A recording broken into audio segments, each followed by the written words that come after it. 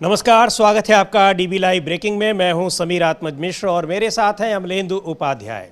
Iran और Israel के बीच cease fire हो गया है, युद्ध रुका हुआ है, लेकिन युद्ध के बाद अब जिस तरह की रिपोर्ट्स आ रही हैं, जिस तरह की खबरें आ रही हैं सामने, उनसे ये पता चल रहा है कि जो दावे किए गए थे, चाहे वो इस्राइल की तरफ से किए गए हों, चाहे अमेरिका में राष्ट्रपति डोनाल्ड ट्रंप की ओर से किए गए हों, वो दावे कितने खोखले नज़र आ रहे हैं।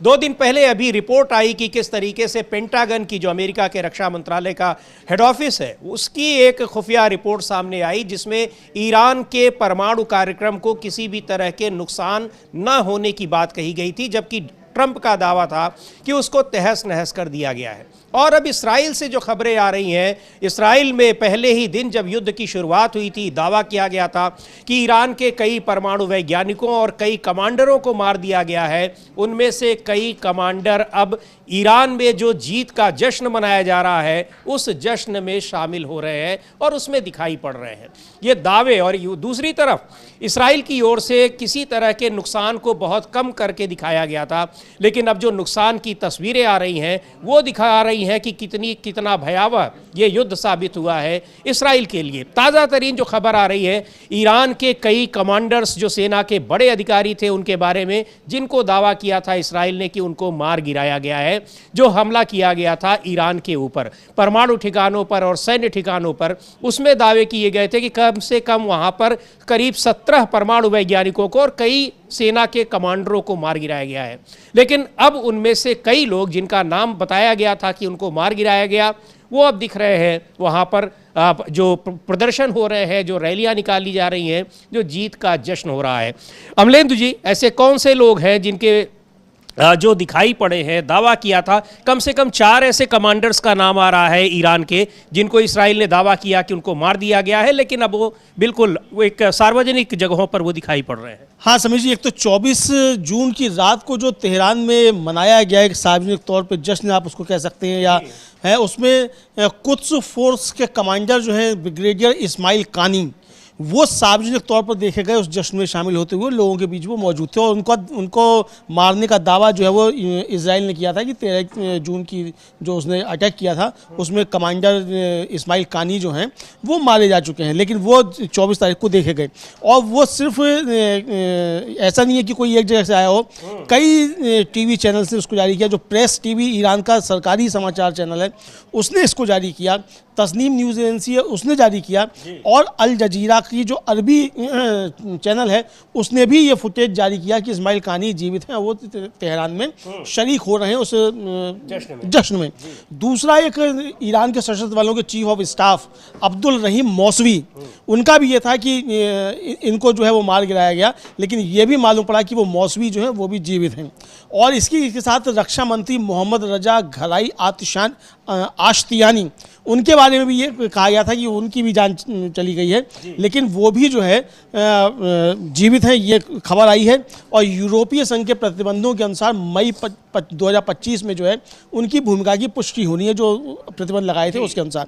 तो यानी ये 3 बड़े नाम जो हैं, जिनके बारे में कहा गया था कि ईरान ने निपटा दिए हैं, इजराइल ने निपटा दिए हैं, वो जीवित हैं और सार्वजनिक तौर पर उनकी उपस्थितियाँ देखी गई हैं। ये खबरें वहाँ से आई हैं। तो ये खबरें आई हैं कि वहाँ पर कम से कम सेना के 4 बड़े अधिकारी जो हैं, उनको, जिनको दावा किया गया था इसराइल की ओर से कि उनको मार गिराया गया है, वो सार्वजनिक कार्यक्रमों में बाकायदा दिख रहे हैं और उनके बारे में समाचार एजेंसियां खबरें भी छाप रही हैं, प्रसारित कर रही हैं। तो ये इसराइल का ये दावा, और इसराइल ने जब हमले किए थे 13 जून को ईरान के ऊपर, तब कई दावे किए गए थे। जब पलटवार किया ईरान ने, तब इसराइल का कहना था कि उसे कोई बहुत नुकसान नहीं हुआ है, लेकिन बाद में नुकसान की तस्वीरें आनी शुरू हुई, तब इसराइल ने भी स्वीकार करना शुरू किया कि उसको नुकसान हुआ है। अब जो खबरें आ रही हैं वो पता लग रहा है कि 300 से ज़्यादा वहाँ पर स्कूल नष्ट हो गए हैं और तेल अवीव, हाइफा, इस तरह के कई शहर, वहाँ पर ज़बरदस्त नुकसान हुआ है। सेना, जो सैन्य ठिकाने हैं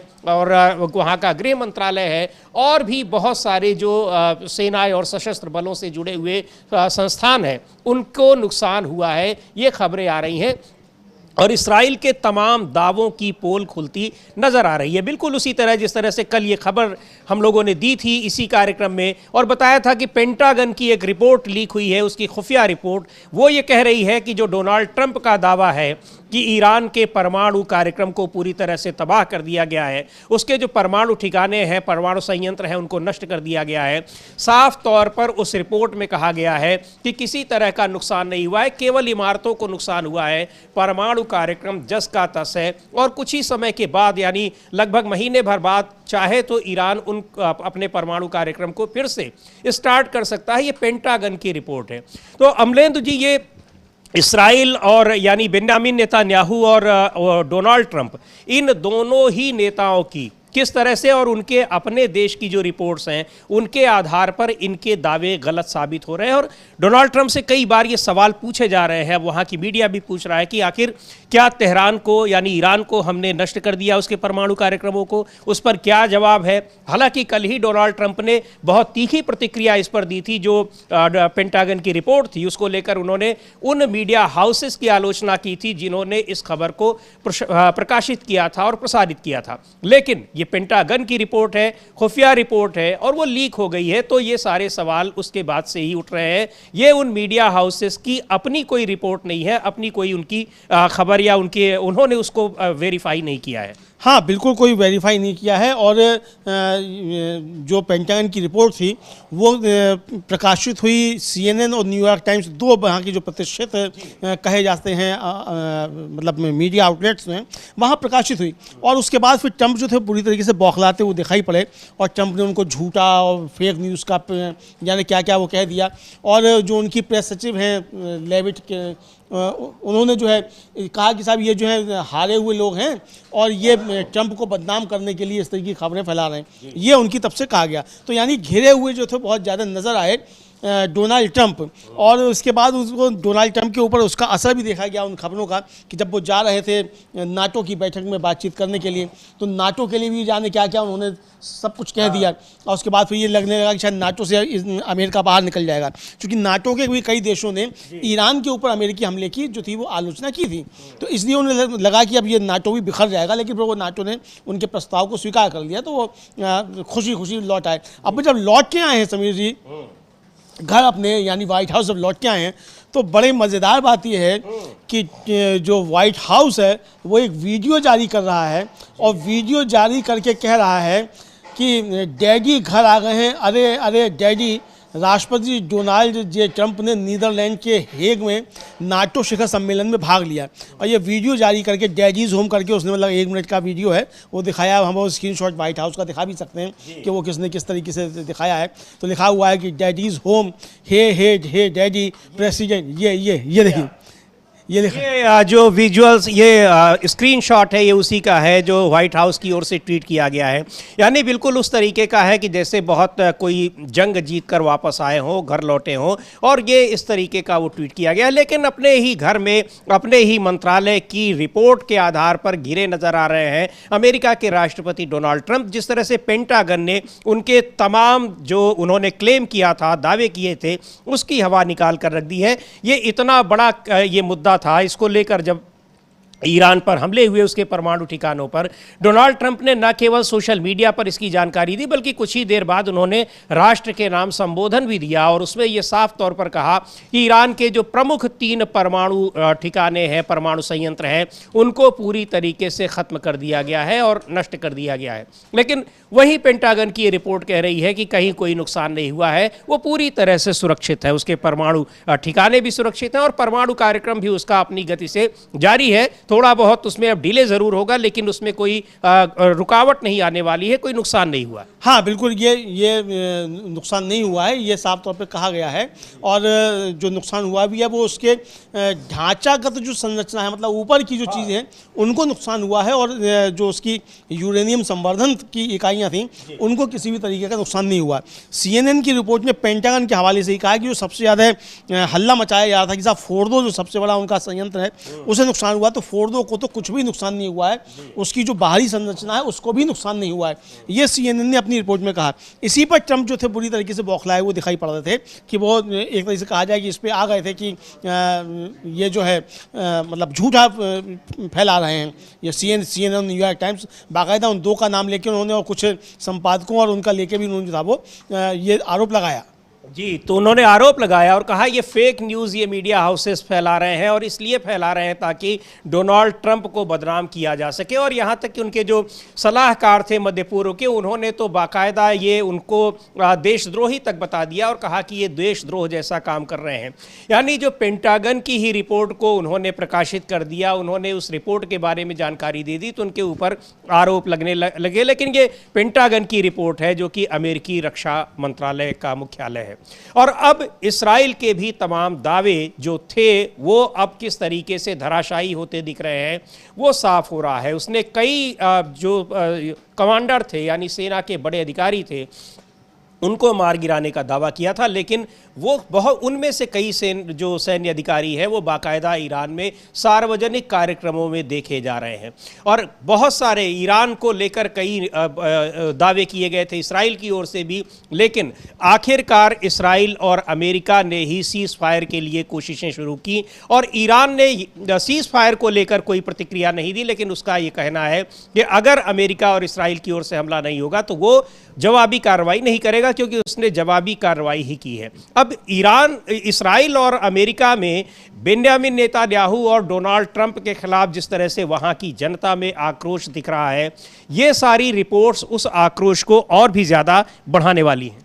बिल्कुल, ये सारी रिपोर्ट्स और आक्रोश को बढ़ाने वाली हैं और ये साफ तौर पर समझ में आने लगा था ट्रंप को कि जिस तरीके से CNN और न्यूयॉर्क टाइम्स ने ये पेंटागन के हवाले से रिपोर्ट प्रकाशित की है, उसके बाद ट्रंप की जो हवाई बातें थीं और जिस तरीके से वो अपने पायलटों का बहुत शाबाशी दे रहे थे, वो सारी एकदम उनके खिलाफ माहौल बन जाएगा कि ये व्यक्ति जो है किस तरीके से मिथ्या बातें कर रहा है। तो ट्रंप जो थे वो खुलकर एकदम से टूट पड़े इन मीडिया के ऊपर। और अभी थोड़ी देर पहले, 4 घंटे पहले ही वो फिर जो है वो नाराज़ हुए हैं और उन्होंने अपने ट्रुथ सोशल पे लिखा है, वो हम दिखा भी सकते हैं कि fake news CNN is so disgusting and incompetent, some of the dumbest anchors in the business. मतलब CNN के ऊपर इतना ज़्यादा नाराज हो गए कि कह रहे हैं कि वो डम्बेस्ट एंकर्स जो हैं वो हैं इस क्षेत्र में CNN के। ये उन्होंने एक तरीके से हमला जो है वो बोला। ये मतलब ये हिंदी में इसको कह सकते हैं कि फर्जी खबर CNN बहुत ही घिनौना और अक्षम है। व्यापार जगत के कुछ सबसे बेवकूफ़ एंकर जो हैं वो इसके हैं, ये ट्रंप ने किया है। कि जो मीडिया के, उनके कहने का मतलब ये है कि मीडिया के इस दुनिया में जो सबसे बेकार और मूर्ख एंकर है वो सारे CNN के पास है, क्योंकि CNN और न्यूयॉर्क टाइम्स ने खास तौर पर जो पेंटागन की रिपोर्ट लीक हुई है उसको प्रकाशित किया है, वो खबर दी है। तो ये अब उसको लेकर चाहे जितना अपनी बौखलाहट दिखाएं डोनाल्ड ट्रंप और चाहे जो, लेकिन ये चीज़ तो अमलेंदु जी ईरान ने शुरू में ही कहा जब वहाँ पर हमले किए अमेरिकी जो हवाई जहाज़ से जो बम गिराए गए, तभी उसने कहा कि उसके परमाणु कार्यक्रम को कोई नुकसान नहीं हुआ है, थोड़ा बहुत ढांचागत नुकसान ज़रूर हुआ है लेकिन वो सब दुरुस्त कर लिया जाएगा। और उसको हमले की आशंका पहले ही थी, तो उसने अपने सारे जो यूरेनियम था, संवर्धित यूरेनियम और ज़रूरी चीज़ें थी, उन सबको पहले ही शिफ्ट कर दिया था। ये ईरान की तरफ से हमले के जस्ट बाद ही ये बयान आया था। हाँ बिल्कुल, ईरान का तुरंत बयान आ गया था कि कोई नुकसान नहीं हुआ है। उसको जैसे ही हमले की सूचना ट्रंप ने शेयर की थी, तुरंत ईरान की तरफ से आ गया था। और उसके बाद फिर ईरान ने साफ तौर पर कहा था कि ये जंग जो है आप जुआरी हैं ट्रंप साहब, ये जंग आपने शुरू किया, ख़त्म हम करेंगे। और ख़त्म भी ईरान ने ही की जंग। जब अमेरिकी सैन्य अड्डों पर ईरान ने मिसाइल से दागी और उसके बाद ट्रंप ने तुरंत जो था वो सीज़ फायर की घोषणा कर दी। और ये सामने आ गया कि ट्रंप जो थे वो घबरा गए थे। एक तो जिस तरीके से वहाँ रिपोर्ट्स आई ट्रंप के ख़िलाफ़, और कि वो मतलब ये ट्रंप जो झूठी बात कर रहे हैं कि वहाँ ईरान को नुकसान पहुँचा है, उसके परमाणु संयंत्रों को, ये गलत है और कोई परमाणु संयंत्रों को नुकसान नहीं पहुँचा है। पेंटागन की जो खुफिया रिपोर्ट थी उसी के हवाले से CNN और न्यूयॉर्क टाइम्स ने इसको छापा। लेकिन इसके बाद जिस तरीके से ये सामने चीज़ें आईं, उससे ट्रंप के ऊपर काफ़ी ज़्यादा गुस्सा अमेरिका में बढ़ा। तो ये तो अब ट्रंप जो है वो सीधे सीधे हमलावर है। ये सवाल पूछा जा रहा है कि भाई इस पूरे हमले का, जिसके लिए पूरा देश इसके विरोध में था, वहाँ की विपक्षी पार्टियां विरोध में थीं और यहाँ तक कि सत्ता पक्ष में भी कई सांसदों ने सीधे तौर पर विरोध किया था, बावजूद इसके अमेरिका इस युद्ध में शामिल हो गया, उसने ईरान पर हमले किए, तो आखिर उसका फायदा क्या हुआ, ये अब डोनाल्ड ट्रंप से पूछा जा रहा है वहाँ पर। हाँ नहीं, डोनाल्ड ट्रंप से ये पूछा जा रहा है कि भाई आपने इस युद्ध में भाग लिया, ये युद्ध हमारा नहीं था। एक तो रिपब्लिकन पार्टी के सांसद हैं उन्होंने भी, और जो डेमोक्रेटिक पार्टी के सांसद हैं, यानी पक्ष और विपक्ष दोनों ने एक तरीके से ये साफ तौर पे कहा कि ये युद्ध हमारा नहीं था, और जब ये युद्ध हमारा नहीं था तो अमेरिका को उसमें भाग लेने की आवश्यकता क्यों थी। ये सवाल जो थे वहाँ उठे, और अगर आपने युद्ध में भाग लिया तो इसका नतीजा क्या हुआ। जो लक्ष्य आपने बताए थे, पहले तो कहा कि भाई हम वहाँ रिजीम चेंज कर देंगे। ट्रंप ने खुद तो सोशल पर लिखा कि अगर ईरान को जो है प्रगति के रास्ते पर मौजूदा नेतृत्व तो नहीं ले जा सकता है तो क्यों ना इसको बदला जाए, रिजीम चेंज क्यों ना किया जाए। पहले आपने ये कहा, फिर आपने कहा कि हम उसको परमाणु उसका हमने नष्ट करेंगे, वो हमने नष्ट कर दिए। तो जब वो परमाणु नष्ट भी नहीं हुआ, रिजीम चेंज भी नहीं हुआ, तो आखिर ये किस मसले पर आपने, मतलब इस युद्ध का नतीजा क्या निकला, और अमेरिका को उसमें कूदने की आवश्यकता क्यों थी, अमेरिका को इससे क्या हासिल हुआ। और ये देखिए, जब जो सीज फायर की जब घोषणा की उन्होंने, तो किस तरीके से ईरान के उसी रेजीम की, उसी सत्ता की उन्होंने किस तरह से तारीफ की।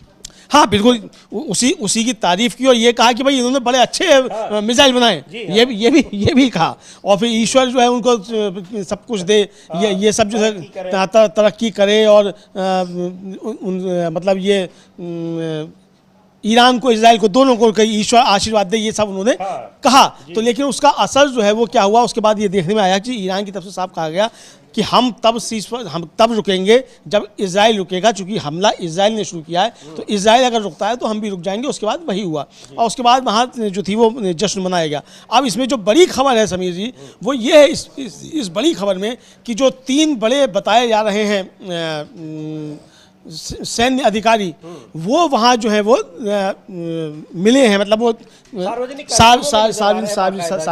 कार्यक्रम में बाकायदा नजर आ रहे हैं। और जबकि कहा यह गया था कि साहब ये खासतौर से इस्माइल कानी का नाम जो है सॉरी वो वो आ रहा है कि इस्माइल कानी को जो है दावा किया गया था, इस्माइल कानी अब मतलब को इनको निपटा दिया है, मतलब ईरान ने। ये कहा गया कि जो 23 जून का जो था वो, उसमें इजराइल के हमले में इस्माइल कानी भी जो है वो मारे गए। लेकिन वो इस्माइल कानी जो है 24 जून की रात में जो वहाँ जश्न एकदम से मनाया गया है, उसमें साफ तौर पर वो दिखाई पड़े हैं कि वो वहाँ मौजूद हैं, उसमें जश्न मना रहे हैं, और ये वीडियोज़ भी जो है वो जारी हुए हैं।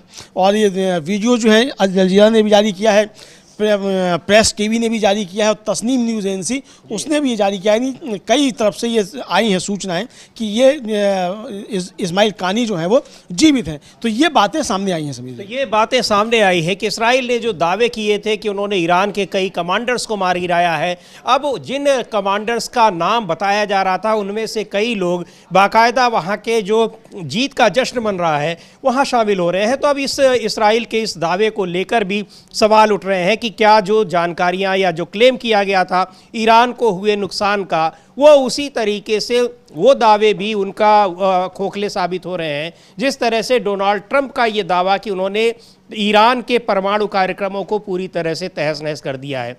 तो एक तरफ तो यहाँ पर ये सवाल उठ रहे हैं कि दोनों ही देशों को मजबूरी में ईरान के साथ सीज फायर करना पड़ा, और दूसरी ओर ये नुकसान की भी जो बातें आ रही हैं कि दोनों देशों को नुकसान भी हुआ, ख़ास तौर पर इसराइल को। और अब ये भी बात इन जो ये नई रिपोर्ट्स आ रही हैं उनके आधार पर अब ये भी कहा जा रहा है कि इसराइल की ओर से जो ईरान के नुकसान की बात कही गई, इसका मतलब उसको बहुत बढ़ा चढ़ा कर दिखाया गया, और वास्तव में उतना नुकसान नहीं हुआ है जितना कि इसराइल ने दावा किया है। हाँ, उतना नुकसान नहीं हुआ जितना इसराइल ने दावा किया, और जो उसने बड़े नाम बताए थे वो एक तरीके से वो उसकी सूचना गलत थी, ये कहा गया है। और समीर जी, अब हालांकि जो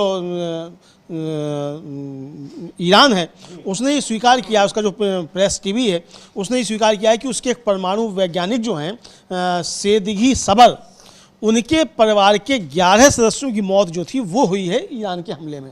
ये उसने स्वीकार किया कि उनके साथ साथ उनके 11 सदस्यों की मौत जो है ये जो है वो हुई है।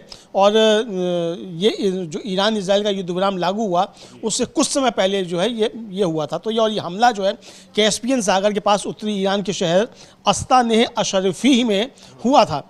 और ये उनके जो चित्र हैं वो भी उसने शामिल किए हैं। और उसका ये भी कहना है रिपोर्ट के अनुसार कि इजराइल ने देश पर 12 दिनों के हमले के दौरान कम से कम 14 ईरानी परमाणु वैज्ञानिकों को निशाना बनाया। तो ये तो ईरान ने स्वीकार किया है कि उसके 14 परमाणु वैज्ञानिक मारे गए हैं।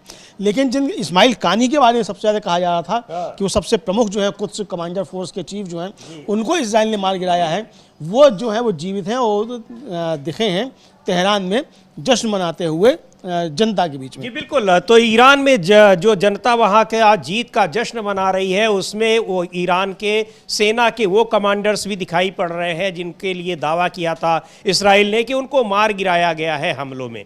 तो और दूसरी ओर इस ईरान में तो ये जश्न मन रहा है लेकिन अमलेंदु जी, अमेरिका में डोनाल्ड ट्रंप के खिलाफ प्रदर्शन हो रहे हैं, इसराइल में भी वहाँ की जनता में नाराज़गी है। एक तरीके से इन दोनों देशों की जनता ये मान रही है कि इस युद्ध से केवल और केवल इनका नुकसान हुआ है, ईरान को फ़ायदा हुआ है और ईरान की जनता अपनी सरकार के साथ खड़ी दिखाई पड़ रही है। वहाँ के जो सुप्रीम लीडर है आयतुल्लाह अली खमेनेई के साथ खड़ी दिखाई पड़ रही है, जबकि अमेरिका का ये लक्ष्य, महत्वपूर्ण लक्ष्य था कि इसमें ईरान की सत्ता से खमेनेई को बेदखल कर दिया जाएगा और वहाँ अपनी पसंद की कोई सरकार बनाई जाएगी। तो ये दोनों ही अपने मिशन में नाकाम रहे, डोनाल्ड ट्रंप भी और इस्राइल के प्रधानमंत्री बेंजामिन नेतन्याहू भी। अब इन दोनों ही नेताओं के खिलाफ वहाँ स्थितियाँ और ज़्यादा प्रतिकूल होने वाली हैं। हाँ, दोनों जो है स्थितियाँ जो दोनों नेताओं के खिलाफ प्रतिकूल होने वाली हैं। और समीर जी, अब तो डोनाल्ड ट्रंप जो हैं वो इजराइल की अंदरूनी राजनीति जो है उसमें खुलकर हस्तक्षेप कर रहे हैं। और आज उन्होंने ट्रुथ सोशल पर एक बहुत लंबी पोस्ट लिखी है और उस पोस्ट में वो एकदम से कहा जाए कि खुलकर नेतन्याहू के समर्थन में बैटिंग करते हुए नजर आ रहे हैं और पूरे इजराइल को कोस रहे हैं। और उनका ये कहना है कि साहब बेंजामिन नेतन्याहू के खिलाफ जो आपराधिक मुकदमे चल रहे हैं वो फर्जी हैं और इन मुकदमों को समाप्त किया जाए। और वो लिख रहे हैं, वो आप दिखा भी सकते हैं उनकी पोस्ट, उन्होंने जो अंग्रेजी में लिखी है तो सोशल पर बहुत लंबी पोस्ट है। बिल्कुल, डोनाल्ड ट्रंप की वो पोस्ट दिखाते हैं और इजराइल की जो आंतरिक राजनीति है अब उसमें भी वो नजर आ रहे हैं। अब दूसरी ओर यहाँ पर नेतन्याहू अब जिस तरह से गजा पर पिछले करीब 2 साल से हमले हो रहे हैं उसको लेकर भी वहाँ की जनता में नाराज़गी दिखाई पड़ रही है। ये डोनाल्ड ट्रंप का उनका अपना सोशल मीडिया है, वो ट्रुथ सोशल नाम से, उस पर वो लिखते हैं।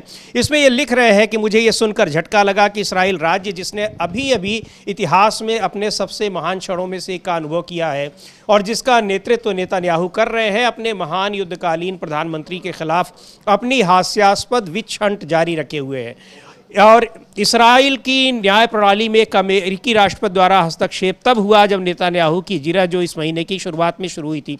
यानी वो नेतन्याहू की आलोचना करने वालों को भी उसी तरीके से जवाब दे रहे हैं जिस तरह से अपने देश की मीडिया का मजाक उड़ा रहे हैं और उसको खरी खोटी सुना रहे हैं। तो अब इजराइल की आंतरिक राजनीति में भी दखलंदाजी करते दिख रहे हैं। और इधर हमास की ओर से कहा गया है कि डोनाल्ड ट्रंप तो कोशिश करते दिखाई पड़ रहे हैं या अंतर्राष्ट्रीय जगत कोशिश करते दिखाई पड़ रहा है कि जो बंधक बनाए गए लोग हैं उनकी रिहाई की मांग और युद्ध विराम की मांग पर कोई बातचीत हो, लेकिन नेतन्याहू या इस्राइल इसकी तरफ से कोई पहल करते नहीं दिखाई पड़ रहे हैं। तो अब और दूसरी ओर जो गजा पट्टी पर हमले कर रहा है इस्राइल, उसको लेकर भी इस्राइल की जनता में नाराज़गी एक बार फिर दिखाई पड़ने लगी है। तो ये इस्राइल के लिए और ख़ास तौर पर नेतन्याहू के लिए ये बहुत एक कह लीजिए कि दुविधा वाला क्षण है। हाँ बिल्कुल, बहुत दुविधा वाला क्षण है क्योंकि उनके खिलाफ माहौल बन रहा है। और कल ही समीर जी जो यरूशलेम पोस्ट है उसकी एक कंपनी है वाल्ला, उसने एक कराया पोल जनमत संग्रह और उसमें ये आया कि 62% इजरायली जो हैं वो हमास के साथ युद्ध विराम चाहते हैं और उसके साथ समझौता चाहते हैं। चूँकि नेतन्याहू जो है वहाँ 56,000 से ज़्यादा अब तक जो है नागरिक मारे जा चुके हैं गाज़ा में, वेस्ट बैंक में, और अभी तक वो हमास के कब्जे से अपने सारे बंधकों को नहीं छुड़वा पाए हैं। तो एकदम फेलियर साबित हुए हैं, तो उनके खिलाफ माहौल बन रहा है। लेकिन ट्रंप जिस तरीके से कूद रहे हैं उनके समर्थन में, ये बहुत समीर जी बड़ा मज़ेदार है। और वो जो मतलब एक तरीके से उन्होंने स्वीकार कर लिया है कि जो ईरान के साथ वो युद्ध में कूदे तो वो नेतन्याहू को बचाने के लिए ही कूदे। ये अपनी उस पोस्ट में उन्होंने स्वीकार किया है। और चूंकि वहां की जनता ये कह रही थी कि एक ईरान के साथ युद्ध में नेतन्याहू ने इसलिए धकेला है देश को क्योंकि उनके खिलाफ वहां पर एक राजनीतिक माहौल तैयार हो रहा है। हाँ हाँ, बिल्कुल उनके खिलाफ एक राजनीतिक माहौल तैयार हो रहा था। ये बात सामने आने लगी। और सबसे बड़ी बात समीर जी कि जो बिल क्लिंटन है अमेरिका के पूर्व राष्ट्रपति, उन्होंने भी साफ तौर पे कहा कि भाई 20 साल से नेतन्याहू सत्ता में टिके हुए हैं और ये चाहते हैं कि लंबे समय तक सत्ता में टिके रहे, तो इसलिए लंबे समय तक युद्ध में उसको इजराइल को रखना चाहते हैं। और ये साफ तौर पर आया, ये आरोप पहले भी लगे कि ये इसलिए इन्होंने ईरान के खिलाफ एक नया मोर्चा खोल दिया। और जो लिखा है उन्होंने ट्रंप ने समीर जी, वो लिख रहे हैं कि बीवी नेतन्याहू एक योद्धा थे, शायद इजराइल के इतिहास में कोई अन्य योद्धा नहीं था और इसका परिणाम कुछ ऐसा हुआ जिसके बारे में किसी ने सोचा भी नहीं था। दुनिया में कहीं भी सबसे बड़े और सबसे शक्तिशाली परमाणु हथियारों में से एक का पूर्ण विनाश, और यह जल्दी ही होने वाला था। हम सचमुच इजराइल के अस्तित्व के लिए लड़ रहे थे, यानी कहते हैं कि इजराइल का सर्वनाश होने वाला था और हम जो थे इजराइल के अस्तित्व के लिए लड़ रहे थे। और इजराइल के इतिहास में ऐसा कोई नहीं है जिसने बीवी नेतन्याहू से ज़्यादा कठिन या अधिक सक्षमता से लड़ाई लड़ी हो। इसके बावजूद मुझे अभी पता चला है कि बीवी को इस लंबे समय से चल रहे वह मई 2020 से हॉरर शो से गुजर रहे हैं अनसुना।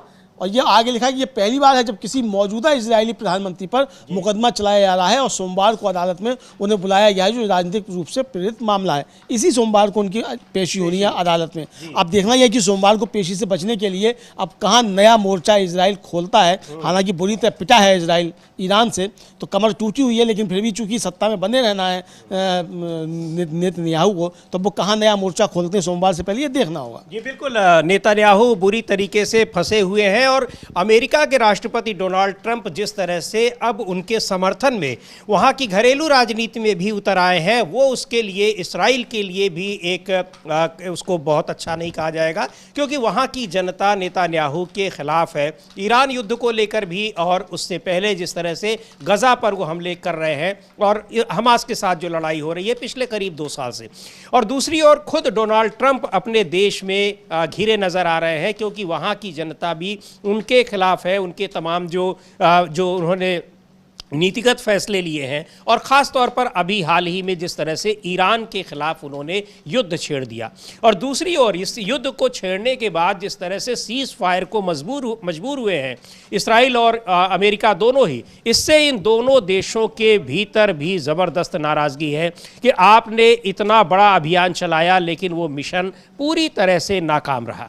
हाँ, पूरी तरीके से नाकामयाब रहा मिशन। और ये साफ तौर पे आया है चूंकि अब ट्रंप को खुलकर जो है इजराइल को धमकी देनी पड़ रही है, मतलब इजराइल को धमकी दे रहे हैं कि इसको माफ़ करो बेंजामिन नेतन्याहू को, और वरना हम जो है कूदेंगे। ये साफ तौर पर धमकी दे रहे हैं और लिख रहे हैं कि जिस व्यक्ति ने इतना कुछ दिया है उसके लिए इस तरह की चुड़ैल का शिकार मेरे लिए अकल्पनीय है। वह इससे कहीं बेहतर के हकदार हैं और इजराइल राज्य भी। बेबी नेतन्याहू का मुकदमा तुरंत रद्द किया जाना चाहिए या एक महान नायक को माफ़ी दी जानी चाहिए जिसने राज्य के लिए इतना कुछ दिया है। यानी या तो उनका मुकदमा रद्द करो या उनको नेतन्याहू को माफ़ी दे दो।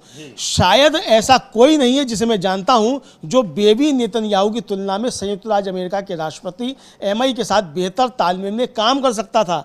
और फिर आगे जो जहाँ वो ख़त्म कर रहे हैं अपनी बात, वो बहुत ज़्यादा महत्वपूर्ण है। और वो लिख रहे हैं ट्रंप साहब जो है, ये संयुक्त राज्य अमेरिका ही था जिसने इजराइल को बचाया था और अब ये संयुक्त राज्य अमेरिका ही होगा जो बीबी नेतन्याहू को बचाएगा। न्याय का यह उपहास बर्दाश्त नहीं किया जा सकता।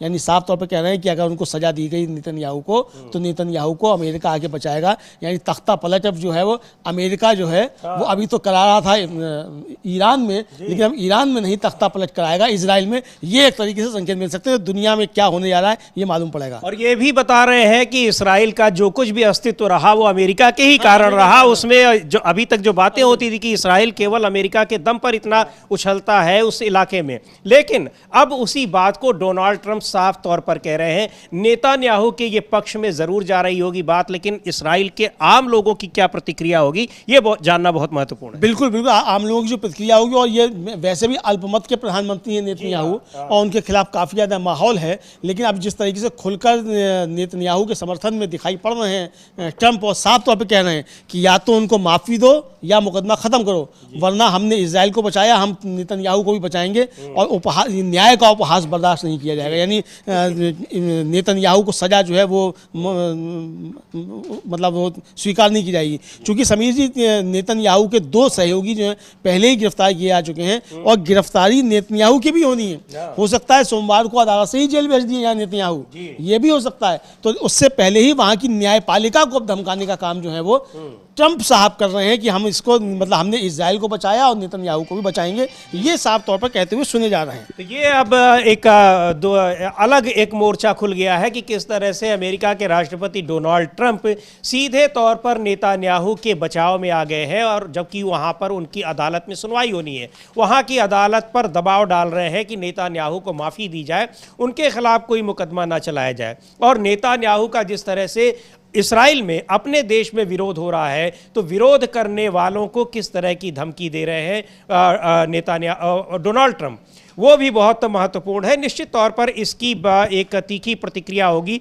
अभी वहाँ के राजनीतिक दलों की क्या प्रतिक्रिया है, आम लोगों की क्या प्रतिक्रिया है, सिविल सोसाइटी की क्या प्रतिक्रिया है, इस बारे में अभी खबर नहीं आई है, लेकिन प्रतिक्रिया बहुत ही तल्ख होने वाली है डोनाल्ड ट्रंप के खिलाफ। यानी इस्राइल में भी एक मोर्चा डोनाल्ड ट्रंप के खिलाफ जल्दी ही खुलने वाला है। अमेरिका में तो खुला ही है और दुनिया भर में खुला हुआ है। ईरान के खिलाफ सीधे युद्ध में उतरकर डोनाल्ड ट्रंप ने अपने खिलाफ कई मोर्चे खोल लिए हैं, ये बिल्कुल साफ दिखाई पड़ रहा है। हाँ, बिल्कुल कई मोर्चे खोल लिए हैं, अपने खिलाफ भी खोल लिए हैं। ट्रंप के खिलाफ जो मोर्चे, मतलब इजराइल में नेतन्याहू के खिलाफ जो मोर्चे खुले हुए हैं, उसमें भी अपने लिए वो मोर्चा खोल रहे हैं। यानी अब ट्रंप जो हैं वो सब जगह हस्तक्षेप कर रहे हैं अंदरूनी राजनीति में, ये साफ तौर पर देखने में आ रहा है। और कल नाटो के जो सम्मेलन में थे, वहाँ उन्होंने 18वीं बार फिर कह दिया है कि उन्होंने पाकिस्तान और भारत के बीच युद्ध कराया। अब तो साफ तौर पर उन्होंने कहा है कि मैंने मोदी से कहा कि अगर आप युद्ध सीजफायर नहीं करेंगे तो मैं ट्रेड आपके साथ डील निरस्त कर दूंगा, खत्म कर दूंगा, ये साफ तौर पर कहा। अभी तक तो ये कहते हैं मैंने सीजफायर कराया, ट्रेड का धमकी देके मैंने कराया। अब तो साफ साफ शब्दों में कहा कि मैंने कहा, मोदी से कहा कि अगर आप सीजफायर नहीं करेंगे तो मैं ट्रेड जो है वो निरस्त कर दूंगा। ये 18वीं बार जो है वो बोल चुके हैं ट्रंप साहब अब नाटो के सम्मेलन में जाकर। तो ये एक बार उन्होंने फिर, यानी 18वीं बार उन्होंने भारत और पाकिस्तान के बीच सीज फायर को लेकर बयान दिया है। लेकिन जो सबसे महत्वपूर्ण मुद्दा है वो ये है कि ईरान और इस्राइल के बीच में सीज फायर को लेकर इस्राइल और अमेरिका किस तरीके से घिरे नज़र आ रहे हैं अपने देश में भी। और वहाँ ये सवाल उठ रहा है कि आखिर जब सैन्य कार्रवाई शुरू कर दी गई थी तो फिर उसको क्यों रोका गया, और परमाणु ठिकानों पर जो हमले किए गए वो नाकाम क्यों रहे। उससे अमेरिका की जो सैन्य व्यवस्था है उसकी भी पोल खुल गई कि जिसको सबसे मजबूत अटैकिंग सिस्टम कहा जा रहा था, वो जो बंकर बस्टर बम्स वहां पर गिराए गए, उनसे ईरान के परमाणु ठिकानों को कोई नुकसान ही नहीं हुआ। और आप दावा कर रहे हैं कि परमाणु ठिकाने और परमाणु कार्यक्रम पूरी तरह से खत्म कर दिए गए हैं, नष्ट कर दिए गए हैं। तो ये एक जो पेंटागन की रिपोर्ट ये बता रही है, इसको लेकर जबरदस्त तरीके से घिरे हुए हैं डोनाल्ड ट्रंप। और जिस तरह से उनके बार बार सोशल मीडिया पर बयान आ रहे हैं, वहां इस खबर को चलाने वाले मीडिया हाउसेस की जो बुराई हो रही है, उनकी आलोचना हो रही है और उनके खिलाफ भड़ास निकाली जा रही है, वो उससे ये पता लगता है कि ये युद्ध जो ईरान के खिलाफ वो सीधे कूद पड़े युद्ध में, उनके लिए कितना एक बड़ा सेटबैक है। बिल्कुल बहुत बड़ा सेटबैक है ये जो कूद पड़े युद्ध में। और ये साफ तौर पर आ रहा है समीर जी कि ट्रंप को इस युद्ध में नहीं कूदना चाहिए था, लेकिन अब तो वो स्वीकार कर रहे हैं कि वो युद्ध में कूदे। और अब ये भी खुलकर आ गया समीर जी कि ईरान के खिलाफ जो युद्ध था, जो हमला किया इजराइल ने ईरान पे, वो ट्रंप की मर्जी से ही हुआ। और जैसा कि हम लोगों ने पहले भी बताया था कि न्यूयॉर्क टाइम्स की जो रिपोर्ट थी उसमें यह था कि दिसंबर से प्लानिंग बन रही थी और फरवरी में जब नेतन्याहू गए थे व्हाइट हाउस तो उन्होंने जाके वहाँ प्रेजेंटेशन दिया था। उस प्रेजेंटेशन में सैयद अली खामेनेई जो है उनकी हत्या भी शामिल थी, ये भी उस प्रेजेंटेशन में था। ये वहाँ से रिपोर्ट्स आई। तो अब ट्रंप तो खुलकर सामने आ गए कि भाई इजराइल को भी हमने बचाया और नेतन्याहू को भी हम बचाएंगे। अब साफ तौर पर घोषणा घोषणा करते हुए नजर आ रहे हैं। और एक चीज ये भी है कि ये रिपोर्ट्स भी आ रही हैं कि जो साथ देने का वादा किया था, यानी पीछे से पूरा सपोर्ट कि आप ईरान पर हमला करिए इसराइल को, और तभी इसराइल इस हमले में कूदा है। लेकिन धीरे धीरे वो सपोर्ट कम होता गया क्योंकि डोनाल्ड ट्रंप को अपने देश में इसके लिए समर्थन नहीं मिल रहा था। यहां तक कि उनके अपने सरकार में जो उनके सहयोगी हैं जेडी वेंस उपराष्ट्रपति, वो भी ईरान के खिलाफ इस तरीके से आक्रामक होने की राय नहीं दे रहे थे, लेकिन डोनाल्ड ट्रंप उसमें कूदे और इसको लेकर ट्रंप और नेतान्याहू में भी जबरदस्त बहस हुई और गाली गलौज तक हुई है। इस तरह की रिपोर्ट्स भी आ रही हैं अमेरिका और इसराइल के जो मीडिया हाउसेस हैं वहां से। दूसरी ओर इस युद्ध में 12 दिन तक खिंचा है युद्ध, उसके दौरान कई रिपोर्ट्स ऐसी आई कि इसराइल की सैन्य क्षमता खत्म होने वाली थी, वो ज़्यादा लंबे समय तक ईरान के हमलों को बर्दाश्त नहीं कर सकता था और इसलिए नेतान्याहू के दबाव में अमेरिका को यानी डोनाल्ड ट्रंप को इस युद्ध में, ईरान के खिलाफ युद्ध में सीधे तौर पर कूदना पड़ा।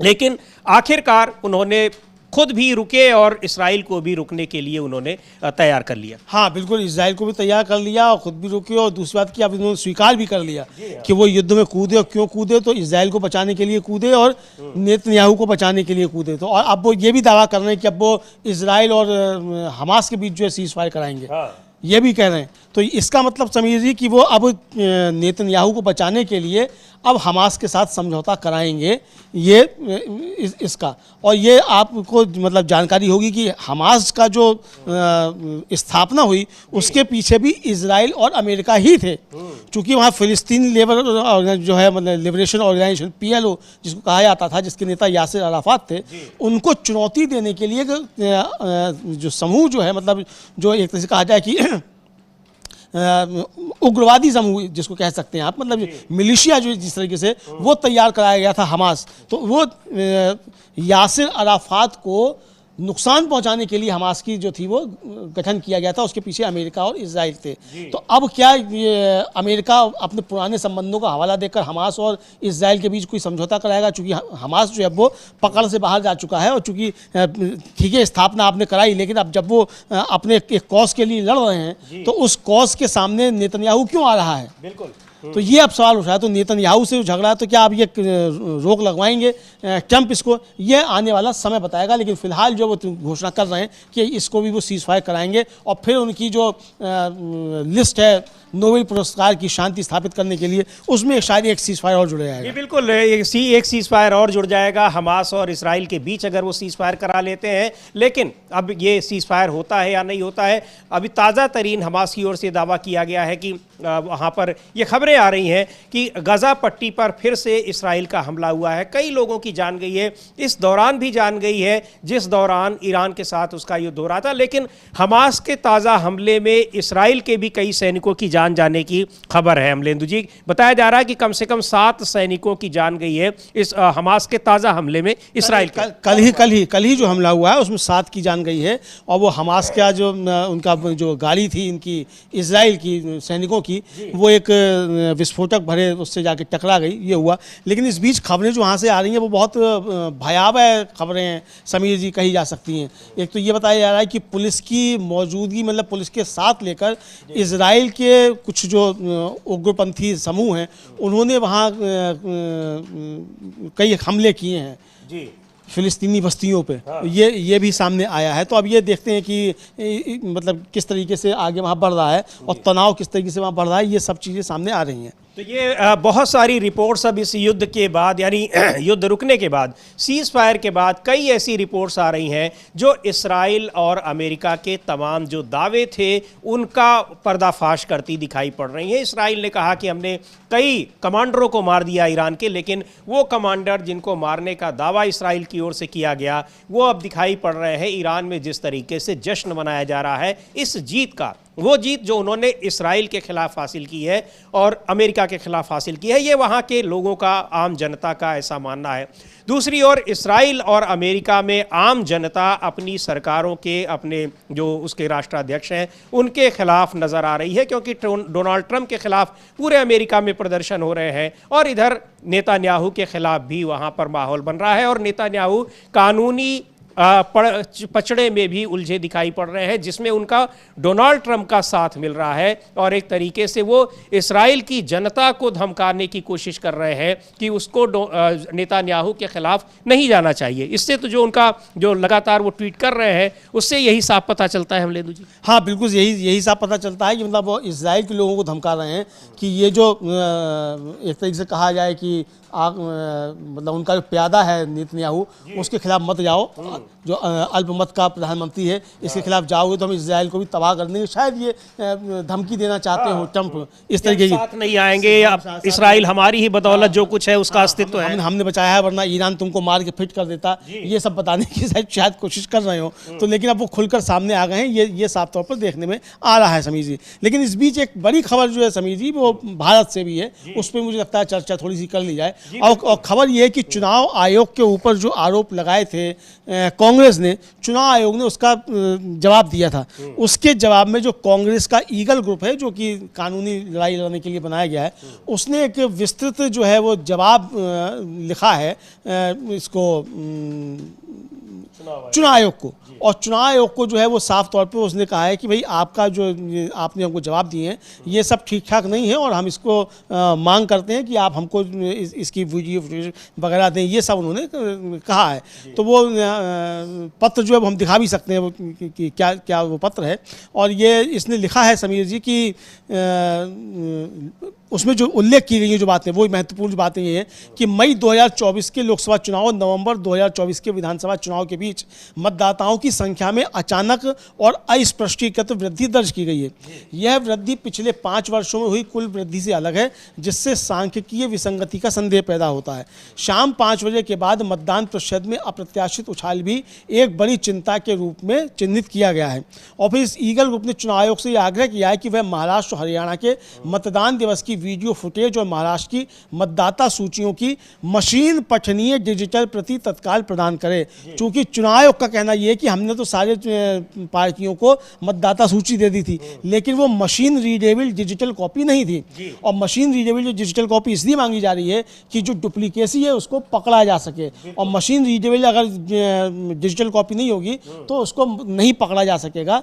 ये साफ तौर पर तो चुनाव से कहा गया कि आप मशीन रीडेबल डिजिटल कॉपी जो है वो हमको प्रदान कीजिए, तभी वो जो फर्जी वोट बड़े हैं वो पकड़ में आएंगे। और चुनाव आयोग वो देना नहीं चाहता, ये इसका है। जी बिल्कुल। और चुनाव आयोग का जो जवाब हर बार दिखाई पड़ रहा है अमलेंदु जी, अभी महाराष्ट्र चुनाव के संदर्भ में हो चाहे हरियाणा के, वो यही कह रहा है कि जो कुछ हुआ है सब ठीक हुआ है। लेकिन यहाँ कई जो एविडेंस है उनके आधार पर कहा जा रहा है कि अचानक मतदाताओं की संख्या कैसे बढ़ रही है, 5 बजे के बाद इतनी संख्या कैसे बढ़ रही है, उसका उसके पास कोई जवाब नहीं है। कांग्रेस के नेता पवन खेड़ा ने इस पर जो सवाल है उसको दोहराए भी हैं और चुनाव आयोग के जवाब के बाद एक बार फिर अपनी उन सवालों को दोहराया है कि हम लोग चाह क्या रहे हैं और चुनाव आयोग से जवाब क्या मिल रहा है। तो सुनते हैं एक बार पवन खेड़ा को क्या कह रहे हैं इस पूरे मुद्दे पर, चुनाव आयोग के जवाब पर, और जो चुनाव आयोग के ऊपर मतदाता सूची में हेरफेर से लेकर पूरी चुनावी प्रक्रिया को एक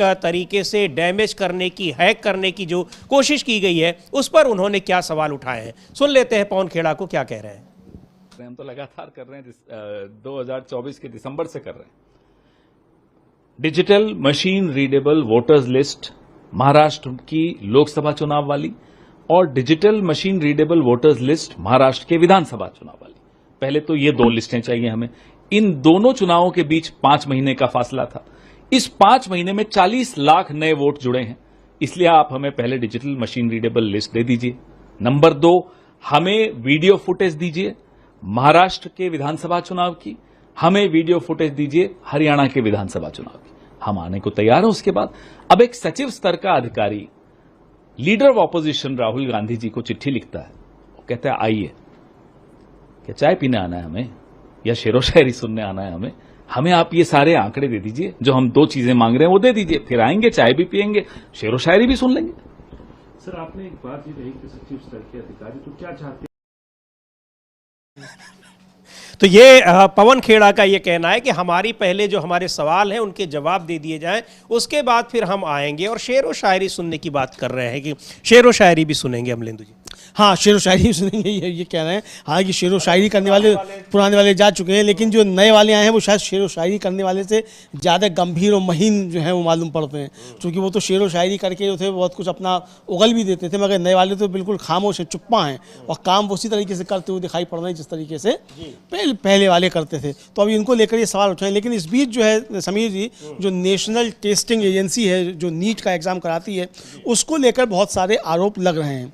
और आज जो NSUI के राष्ट्रीय अध्यक्ष हैं वरुण चौधरी और NSUI के प्रभारी हैं कन्हैया कुमार, उन्होंने एक प्रेस कॉन्फ्रेंस की है और उसको लेकर बहुत गंभीर आरोप लगाए हैं। और उनका कहना ये है कि जो नेशनल टेस्टिंग एजेंसी है वो नेशनल करप्शन एजेंसी बन चुकी है। तो और ये भी कहा है उन्होंने कि जब भी नीट का एग्ज़ाम होता है तो नई नई चीज़ें निकलकर सामने आती हैं। NTA जो भी एग्ज़ाम कराती है उसका डेटा लीक हो जाता है।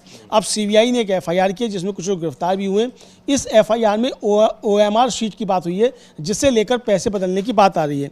और उन्होंने मांग की है कि हम नीट जैसी परीक्षा की गड़बड़ियों को इसलिए उठाते हैं क्योंकि इस परीक्षा के माध्यम से बच्चे डॉक्टर बनते हैं जो कि हेल्थ सिस्टम की बैकबोन होते हैं। तो सुन लेते हैं एक बार क्या कह रहे हैं NSUI के अध्यक्ष वरुण चौधरी। और ये कई बार इस परीक्षा को लेकर सवाल उठ रहे हैं। नेशनल टेस्टिंग एजेंसी जिसको तमाम परीक्षाओं की जिम्मेदारी दी गई है, वो बार बार सवालों के घेरे में रहती है। सुनते हैं वरुण चौधरी को क्या कह रहे हैं। ये जो नेशनल टेस्टिंग एजेंसी थी उसका हम नया नाम देते हैं, वो नेशनल करप्शन एजेंसी बन चुकी है। बार बार जब नीट का एग्जाम होता है तो नई नई चीजें निकल कर आती हैं। आपने देखा होगा भी CBI ने एक नई FIR करी, महाराष्ट्र के अंदर कुछ गिरफ्तारियां हुई। हाँ, ये मानते हैं हम कि बेल दे दी गई, लेकिन जो आरोप लगे वो बार बार ये दिखाते हैं कि जो नीट का एग्जाम कराने के पीछे जो एजेंसी है NTA, जो बार बार शक के घेरे में है। पिछले साल का आपको नीट का समय याद होगा कि हमने बड़े पैमाने पर बार बार नीट के एग्जाम में जो धांधली थी उजागर करी थी। और NTA खाली नीट को लेकर नहीं, जो भी एग्जाम कराती है, CUT का आप लोगों के सामने उदाहरण कि किस तरीके से पूरा डाटा लीक होता है। एग्जाम कंडक्ट होने के बाद बच्चों के पास फोन कॉल्स जाते हैं, मैसेज जाते हैं। कुछ मेरे मीडिया साथी हैं, इनके जो परिजन हैं जिन्होंने एग्जाम दिया हो नीट का या CUT का, वो खुद समझ पाएंगे कि किस तरीके से उनके फोन कॉल्स मैसेज जाते हैं बाद में। तो आप समझ सकते हैं कि एक बड़ा डाटा लीक भी NTA कराता है। और जो ये FIR हुई, आप उसमें देखेंगे, उसमें OMR शीट की बात हुई। जिन लोगों ने पैसे दिए गए उनसे बार बार जो रैकेट हैं, जो कोचिंग एकेडमी के लोग भी कई बार देखने को मिलता है इसमें शामिल पाए जाते हैं। पहले पटना के अंदर कुछ गिरफ्तारियां हुई कि वो OMR शीट को बदलने की बात करते हैं। तो सोचिए, जब OMR शीट की सारी डिटेल उन माफियाओं के पास है जो पेपर लीक करवा रहे हैं, और नीट जैसे एग्जाम, तो आप सोचेंगे, मैं बात बार बार बोलता हूं, नीट कोई नॉर्मल एग्जाम नहीं है। नीट के एग्जाम के बाद देश के डॉक्टर बनते हैं, देश की जो हमारी हेल्थ इंफ्रास्ट्रक्चर है उसकी बैकबोन है। पता लगेगा आने वाले समय पर जब बीजेपी के नेता अस्पताल में एडमिट होंगे। मैं ये नहीं चाहता वो एडमिट हो, मैं उनकी अच्छी लंबी आयु की, अच्छी स्वस्थ की तो बीजेपी नेताओं की कामना करता हूं, लेकिन जब अस्पताल में एडमिट होंगे कहीं वो डॉक्टर का बैच ना पूछने लग जाए कि 2024 वाले बैच के डॉक्टर हैं, 2025 वाले बैच के डॉक्टर हैं, तो इलाज कराने में खुद संकोच करेंगे। जब इस तरीके से नीट की धांधली होगी तो किस तरीके के बच्चे आएंगे। और जो बच्चे डिजर्विंग थे, जो बच्चे मेहनत कर एग्जाम देते हैं, उनको फिर बहुत दर्द महसूस होता है जब इस तरीके की खबरें अखबार में छपती हैं कि इस बार भी जो नीट का एग्जाम हुआ वो बहुत बड़े शक के घेरे में कुछ गिरफ्तारियां हुई। इन सब चीजों को देखते हुए सरकार का काम था कि बड़े लेवल पर NTA के जो अधिकारियों की जांच करी जाए, और बार बार ये NTA शक के घेरे में आता, आपने देखा होगा, और न्यूज कटिंग्स के माध्यम से हमें भी बार बार देखने को मिलता है। तो बार बार जब NTA पर शक का घेरा आता है तो ऐसी क्या मजबूरी सरकार के सामने है कि बार बार वो NTA को प्रोटेक्ट करने पर लगती है, और कोई भी बड़ी जांच अभी तक NTA पर नहीं बिठाई गई है। और ये हर साल का एक कॉमन तरीका हो गया कि FIR होती है, FIR के बाद लीली पोती करी जाती है और उस मुद्दे को डिलीट करा जाता है। तो हमारा इमीडिएटली ये है कि NTA के बड़े पर जांच हो, वरना जिस तरीके से पहले भी हम लोगों ने NTA के बाद प्रदर्शन करा था, हम पे FIR करी गई, NTA बार बार उस FIR को परस्यू भी करता है कि इन पे और भी चार्जेस फ्रेम हो, तो हम डरने वाले नहीं हैं। लेकिन ये बात सिद्ध हो गई है कि नेशनल टेस्टिंग एजेंसी बड़े शक के घेरे में और नेशनल करप्शन एजेंसी बन चुकी है। तो तुरंत या तो इसको डिलीट करी जाए या बड़े लेवल पर इसकी जांच करी जाए। और नीट की तो परीक्षा आपने देखा होगा, इस बार भी जो गिरफ्तारियां हुई हैं वो शक के घेरे में। अगर FIR हुई थी एंटी करप्शन में तो FIR किस व्याप पर हुई, और FIR हुई है तो कहीं ना कहीं कुछ तो धांधली है। और ये जो OMR शीट का खेल है, ये खेल बहुत अच्छे से समझ आ रहा है। तो मैं इसके बाद संक्षेप में हमारे जो प्रभारी हैं कन्हैया कुमार जी वो भी अपनी बात रखेंगे। बात बहुत क्लियर है कि national testing agency corruption agency बन चुकी है, तुरंत बड़े लेवल पर इस पर कार्रवाई होनी चाहिए और जांच होनी चाहिए इनके ज्वाला देखिए। तो नेशनल टेस्टिंग एजेंसी को लेकर एक बार फिर सवाल उठे और लगातार सवालों के घेरे में रही है, तमाम परीक्षाएं कराती है। शायद ही कोई परीक्षा ऐसी होती हो जिस पर सवाल न उठते हों, जिसमें धांधली की शिकायतें ना आती हों और जिसमें लापरवाही की शिकायतें ना आती हों। कई बार ये कोर्ट में कई मसले गए हैं और लगातार इस पर सवाल उठ रहे हैं। एक बार फिर सवाल उठाया है कांग्रेस पार्टी ने, NSUI के अध्यक्ष वरुण चौधरी ने, और इसको लेकर प्रेस कॉन्फ्रेंस कन्हैया कुमार और वरुण चौधरी की हो रही है। NTA पर बहुत सारे सवाल उठ रहे हैं और इधर कुछ राजनीतिक खबरों का और भी राजनीतिक खबरें हैं जिनका जिक्र हम करना चाहते हैं इस कार्यक्रम में। बिहार और उत्तर प्रदेश में, बिहार में वहां पर तेज प्रताप यादव आरजेडी के नेता रहे जिनको आरजेडी ने निकाल दिया। अब उनकी बातचीत हो रही है अखिलेश यादव से उत्तर प्रदेश में और शायद वो अखिलेश यादव की पार्टी में शामिल हों। उन्होंने खुद दावा किया है कि अखिलेश यादव के साथ उनकी बातचीत हुई है, मुलाकात हुई है। हाँ बिल्कुल, उन्होंने खुद दावा किया है और ये उनके बातचीत हुई है और उन्होंने कहा है कि अपनी वीडियो कॉल पे बातचीत हुई है। उसका स्क्रीनशॉट तेज प्रताप यादव ने शेयर भी किया है अपने सोशल मीडिया पे, उसको भी हम लोग देखेंगे। और उन्होंने कहा है कि वो चुनाव से पहले अखिलेश से मिलने जो है लखनऊ जाएंगे, ये भी कहा है उन्होंने। और अखिलेश ने उनसे पूछा कि इस बार कहाँ से चुनाव लड़ोगे, तो तेज प्रताप ने कहा कि चुनाव से पहले आपसे मिलेंगे। ये उनका जो है वो हम लोग देख रहे हैं कि उनका जो ट्वीट किया है ये सामने दिखाई पड़ रहा है तेज प्रताप ने। ये तेज प्रताप के ट्वीट का स्क्रीनशॉट है जिसमें वो बता रहे हैं कि ये वीडियो कॉल पर बात हुई है, उसका भी स्क्रीनशॉट लगाया है। दोनों की तस्वीरें दिख रही हैं, तेज प्रताप की और अखिलेश की। तेज प्रताप ने लिखा है कि आज मेरे परिवार के सबसे प्यारे सदस्यों में से एक यूपी के पूर्व मुख्यमंत्री माननीय श्री अखिलेश यादव जी से वीडियो कॉल पर लंबी वार्ता हुई। इस दौरान बिहार के राजनीतिक हालात पर भी चर्चा हुई।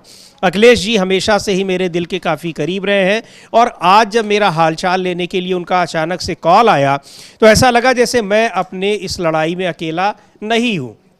अभी कुछ दिन पहले ही उनको उनकी पार्टी से निकाल दिया गया।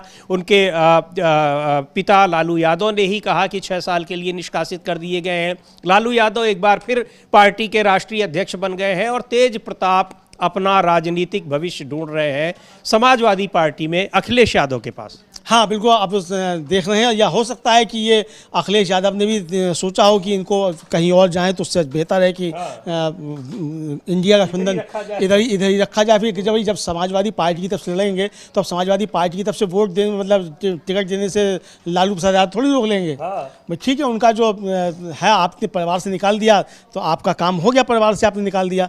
लेकिन जो अब दूसरा गठबंधन से कोई लड़ेगा तो आप कैसे रोक लेंगे? तो ये मुझे लगता है कि अखिलेश ने सही मूव जो है वो लिया है और एक तरह से कहा जाए कि बीजेपी के इस पे सब पे जो है वो जो आशाएं थी उन पर पानी जो है वो फेर दिया है कि शायद तेज प्रताप यादव को लेकर बीजेपी कुछ मन में सोच रही हो, उस पर जो फेर दिया है। इधर जो NTA जो की बात चल रही थी नेशनल टेस्टिंग एजेंसी की, उस पर कन्हैया कुमार ने भी अपनी बात रखी है इसी प्रेस कॉन्फ्रेंस में। अभी जो प्रेस कॉन्फ्रेंस चल रही है, कन्हैया जी ने जो कहा है उसको भी हम लोग सुनेंगे समीर जी। और कन्हैया ने भी जो है साफ तौर पर इस एजेंसी को लेकर जो काफ़ी ज़्यादा सवाल उठाए हैं और उनका कहना साफ तौर पर यह है कि जो नीट की परीक्षा की पारदर्शिता उसे कंडक्ट कराने वाली एजेंसी NTA जो है उस पर सवाल हैं। और ये सवाल हम नहीं उठा रहे, ये सवाल CBI की FIR से उठे हैं। CBI ने महाराष्ट्र में FIR दर्ज की जिसमें 2 गिरफ्तारियां हुई। ये गिरफ्तारियां एंटी करप्शन एक्ट के तहत हुई। ऐसे में सवाल है कि CBI कह रही है कि इस मामले में NTA का कोई अधिकारी शामिल नहीं है, तो सवाल ये है कि फिर एक्शन एंटी करप्शन एक्ट के तहत क्यों लिया गया? तो सुनते हैं क्या कहा है कन्हैया कुमार ने। और इसको लेकर प्रेस कॉन्फ्रेंस हो रही है वरुण चौधरी और कन्हैया कुमार की नीट को लेकर, और नीट को कंडक्ट कराने वाली एजेंसी जो नेशनल टेस्टिंग एजेंसी है उसको लेकर कि एक बार फिर नीट के एग्जाम पर, उसकी ट्रांसपेरेंसी पर और इसको कंडक्ट कराने वाली एजेंसी NTA पर प्रश्न चिन्ह खड़ा हुआ है। और ये प्रश्न हम नहीं उठा रहे हैं, ये प्रश्न CBI के FIR से उठा है। CBI ने महाराष्ट्र में एक FIR लॉन्च किया, उसमें 2 लोगों की गिरफ्तारी हुई, 3 लोग एब्सकॉन्डिंग हैं। जिन 2 लोगों की गिरफ्तारी हुई उनको बेल मिल चुका है और ये गिरफ्तारियां एंटी करप्शन एक्ट के तहत किया गया है। अब इससे 3 महत्वपूर्ण सवाल उत्पन्न होते हैं। पहला कि सीबीआई कह रही है कि इसमें एनटीए के कोई अधिकारी के संलिप्त होने की कोई संभावना नहीं है। प्रश्न यह है कि अगर कोई सरकारी अधिकारी संलिप्त नहीं है तो एंटी करप्शन के तहत एफआईआर क्यों किया गया है? अगर ये इंडिविजुअल क्राइम है तो फिर एंटी करप्शन एक्ट को क्यों इन्वोक किया गया है, उसका इस्तेमाल क्यों किया गया है? दूसरा, जब 3 लोग एब्सकॉन्डिंग हैं तो 2 लोगों को बेल कैसे मिल गई? और तीसरा कि जिस तरीके का डिटेल्स स्टूडेंट के पेरेंट्स ने दिया है, जो मीडिया रिपोर्ट में आई है, क्या यह संभव है कि बिना किसी बड़े अधिकारी की संलिप्तता का इतना बड़ा गड़बड़ी जो है एग्जाम के अंदर हो? यह जो पूरा का पूरा परिस्थिति है उसमें देशवासियों को सोचने की जरूरत है। अभिभावक बड़ी मुश्किल से अपना पेट काट करके अपने बच्चों को इस उम्मीद में पढ़ाते हैं कि एक दिन वो बच्चे अपनी प्रतिभा के दम पर सही जगह सही स्थान प्राप्त करके उनका और अपने परिवार का और अपने जीवन का भला करेंगे। लेकिन नतीजा क्या है? नतीजा ये है कि एक तरफ प्रधानमंत्री परीक्षा पर चर्चा करते हैं और देश की शायद ही कोई ऐसी परीक्षा हो जिस पर कोई प्रश्न चिन्ह नहीं खड़ा होता हो। कोई साल ऐसा नहीं बीतता है, कोई राज्य ऐसा नहीं है जहां पर प्रश्न पत्र लीक नहीं हो रहे हैं। सवाल यह है कि सरकार की प्राथमिकता क्या है? इस सरकार की प्राथमिकता केवल और केवल वीडियो बनाने की है। चाहे वो परीक्षा के नाम पे वीडियो बनाएं, चाहे कोई दुर्घटना हो जाए तब वीडियो बनाएं, उनको बस रील बनाने से मतलब है। इतना बड़ा सवाल खड़ा हो रहा है और हर साल नहीं, बहुत भारी मन से हम आपके बीच में आकर के ये बात रख रहे हैं। हम नहीं चाहते हैं कि हमारी देश की संस्थाओं पर कोई प्रश्न चिन्ह खड़ा हो। तो ये नीट को लेकर नेशनल टेस्टिंग एजेंसी जो नीट की परीक्षा कंडक्ट कराती है और भी बहुत सारी परीक्षाएं कंडक्ट कराती है, उसको लेकर एक बार फिर गंभीर सवाल उठाए हैं कांग्रेस पार्टी के नेताओं ने और लगातार इस पर सवाल उठते रहे हैं कई बार कि इसको जो तमाम परीक्षाएं हैं उनको एनटीए से हटा दिया जाएगा या एनटीए को बदल दिया जाएगा, एनटीए को ख़त्म कर देना चाहिए, ये सारे सवाल भी आते रहे हैं। लेकिन एनटीए को ही सारी परीक्षाएं दी जा रही हैं, महत्वपूर्ण परीक्षाएं कंडक्ट कराने की। बार बार हर साल वहां पर पेपर लीक से लेकर और तमाम तरह की धांधली की शिकायतें आने के बावजूद। हाँ बिल्कुल, तमाम आती हैं धांधलियाँ। और पिछली बार भी हुआ कि उसके पर्चे लीक हुए, काफ़ी ज़्यादा आंदोलन चला। लोकसभा चुनाव से पहले राहुल गांधी ने कहा इस मसले को उठाया, संसद में मसला उठा, यहाँ तक कि राष्ट्रपति को भी था जिक्र करना पड़ा। हालांकि नीट का उन्होंने नाम नहीं लिया था, लेकिन राष्ट्रपति को भी अपने संबोधन में जो दिया उन्होंने सदन में, दोनों सदनों के उद्घाटन करते समय, उसमें उनको इसका जिक्र करना पड़ा कि किस तरीके से परीक्षाओं में धांधलियाँ हो रही हैं। बड़ा मसला एक ये बन चुका है। और समीर जी, ये साफ देखने में आता है कि असल में किस तरीके से जो कहा जाए कि मेधा की जो नुकसान किया जाता है वो इस तरीके के भ्रष्टाचार से किया था। और सही सवाल उठाया है कन्हैया कुमार ने कि भाई अगर कोई करप्शन नहीं था इसमें तो एंटी करप्शन में आपने क्यों एफआईआर दर्ज की?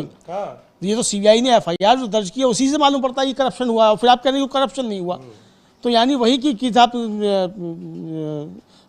आप कितना भी कहते रहिए हम मानेंगे ही नहीं, लेकिन आप मुकदमा उसी में दर्ज करेंगे।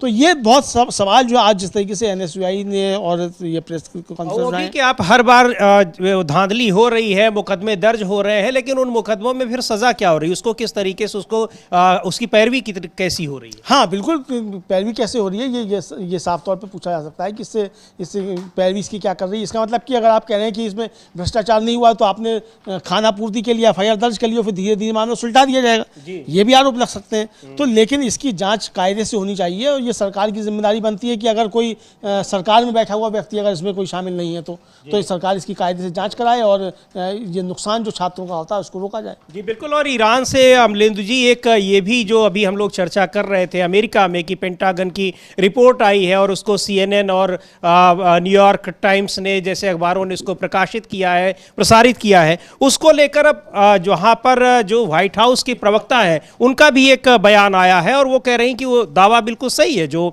CNN और न्यूयॉर्क टाइम्स लिख रहे हैं, बता रहे हैं, या फिर जो पेंटागन की ये खुफिया रिपोर्ट है जो लीक हुई है? हाँ, वो कह रही है कि एजेंसी की रिपोर्ट लीक करने वाले को जेल भेजना चाहिए। भाई अगर वो रिपोर्ट सही नहीं है या रिपोर्ट फर्जी है और मीडिया हाउसेस ने फर्जी रिपोर्ट छापी है तो आप फिर उनको जेल भेजिए। मतलब आप जेल भेजने की बात क्यों कर रहे हैं? फिर फर्जी रिपोर्ट है। लेकिन आप स्वीकार कर रही हैं, यानी ट्रंप जो हैं, ये जो कह रही है कैरोलिन जो है उनकी जो प्रेस सचिव है ट्रंप की, कैरोलिन, तो ये तो इनका कहने का मतलब ये है कि इसे ट्रंप कह रहे हैं जी।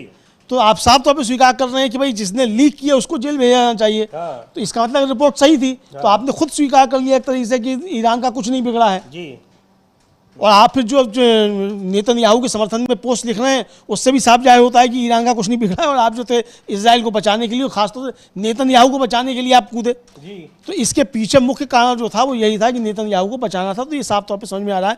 तो यानी एक तरीके से ट्रंप और नेतन्याहू दोनों के जो दावे थे उनकी पोल समीजी ये खुलती हुई नजर आ रही है कि एक तो जिनको बताया गया कि इजराइल में बताया कि साहब हमने उनके कमांडरों को मार दिया है, उनमें से 3 प्रमुख कमांडर वो जीवित हैं, ये सामने आ चुका है। उसमें से जो खासतौर से इस्माइल कानी जिनके बारे में सबसे पहले कहा गया था, कुछ कमांडर फोर्स के जो चीफ हैं, वो तेहरान में साफ तौर पर देखे गए हैं जश्न मनाते हुए। तो वो हैं। और इधर जिस तरीके से ट्रंप नेतन्याहू के समर्थन में कूदे, उनके बचाव में कूदे, उससे ये साफ जाहिर होता है कि ये अब ट्रंप जो हैं वो इजराइल के अंदरूनी मामलों में हस्तक्षेप कर रहे हैं और इजराइल के लोगों को बता रहे हैं कि तुम्हारी औकात जो है वो बिना अमेरिका के कुछ नहीं है। जी हाँ। ये साफ तौर पर संदेश जो है वो ट्रंप ने दिया है। तो ये ट्रंप ने एक तरीके से इजराइल के अंदरूनी राजनीति को भी हवा दी है और सीधे तौर पर वो नेतन्याहू के साथ खड़े नजर आ रहे हैं और वहाँ की जनता को जो नेतन्याहू का विरोध कर रही है उसको एक तरह से धमकी देते हुए दिख रहे हैं और कह रहे हैं कि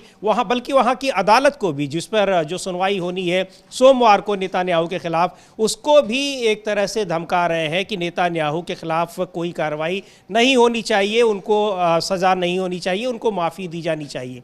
बहुत सारी चीज़ें हैं, लेकिन सबसे महत्वपूर्ण बात यह है कि ईरान और इस्राइल के इस संघर्ष में इस्राइल और अमेरिका के तमाम दावे जो किए गए थे वो किस तरह से झूठे साबित हो रहे हैं। एक तरफ पेंटागन की रिपोर्ट डोनाल्ड ट्रंप के दावे को झूठा साबित कर रही है कि ईरान पर के परमाणु ठिकानों को कोई नुकसान पहुंचा है। ट्रंप का दावा था कि पूरी तरह से तबाह कर दिया गया है, जबकि पेंटागन की रिपोर्ट बता रही है कि कोई नुकसान नहीं हुआ और ईरान भी यही कह रहा था। यानी पेंटागन की जो खुफिया रिपोर्ट लीक हुई है वो ईरान के दावे का समर्थन करती दिखाई पड़ रही है और डोनाल्ड ट्रंप के दावे को खारिज करती हुई दिखाई पड़ रही है। उधर इस्राइल ने जिस तरह से ईरान के कई सैन्य कमांडरों को मारने की बात कही थी, वो सैन्य कमांडर युद्ध विराम के बाद अब जो ईरान में जश्न मनाया जा रहा है जीत का, वहाँ वो सार्वजनिक कार्यक्रमों में दिखाई पड़ रहे हैं। तो इस्राइल के भी तमाम दावे जो है वो खोखले साबित हो रहे हैं, झूठे साबित हो रहे हैं। इन सब के बीच अभी दोनों देशों के बीच सीज फायर बना हुआ है, युद्ध रुका हुआ है। ये कब तक रुका रहता है ये भी देखने वाली बात है, क्योंकि इस्राइल और अमेरिका को इससे ज़बरदस्त नुकसान की बातें हो रही हैं। जो रिपोर्ट्स इन देशों की मीडिया से या वहाँ की जो खुफिया रिपोर्ट्स आ रही हैं उनसे भी यही साफ पता चल रहा है। और दोनों ही देशों में, चाहे अमेरिका हो और चाहे इस्राइल, वहाँ की आम जनता अपनी सरकार के खिलाफ दिख रही है। प्रदर्शन हो रहे हैं अमेरिका में तो लगातार, और इस्राइल में भी वहाँ पर बेंजामिन नेतन्याहू के खिलाफ कई बार बयान आ चुके हैं और वहाँ पर नाराज़गी साफ दिख रही है। तो आगे क्या होता है इन सब पर रहेगी हमारी नज़र। इस कार्यक्रम को अब यहीं समाप्त करते हैं। मुझे और अमलेंदु उपाध्याय को दीजिए अनुमति। नमस्कार।